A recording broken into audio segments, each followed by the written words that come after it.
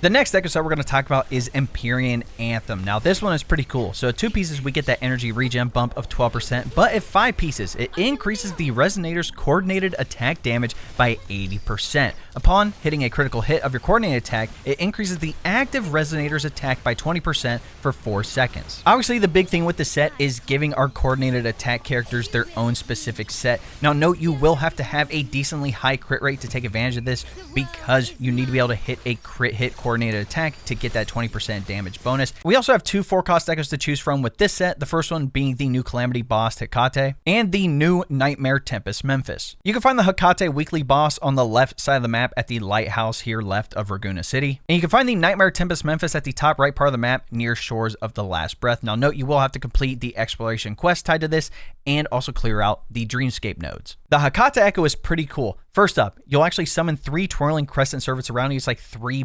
Beyblades, and you can actually perform a parry or a counterattack with these, and it resets their duration, so you can continue parrying with this echo as long as it's up. And the Resonator with this echo equipped in their main slot has their coordinated attack damage increased by 40%. Now note, with the Nightmare version of Tempest Memphis, it can drop with both the Void Thunder and Empyrean Anthem echo sets, so you might need to grind him a little bit for the role that you want, but you actually transform into him. He does that white mechanic like he does at the hologram, dealing that electro damage, and you get a 12% electro damage bonus and resin skill damage bonus. One character you could put this echo set on is going to be Zezha. Now obviously her ult is the thing that deals that coordinated damage, so it's pretty easy to use it and then switch to your next character. Another great option would be Yinlin. Again, her coordinated attack is actually tied to her Forte circuit with the heavy attack chaining to a bunch of targets, and every time you attack them, it will deal that coordinated attack damage. And in her case, you could potentially use either the Hecate or Nightmare Tempest Memphis echo, depending on what you want to use. Another option would be more Teffy, especially if you're going to be pairing him up with Jian. And the last character I'll mention is Yuan Wu. Now he is kind of the budget option, but I do know a lot of people, if you're going to be pulling for Jinchi, he is a decent option to use. Like I mentioned with this echo set, the main thing is having as high of a crit rate as you can get. So you may need to do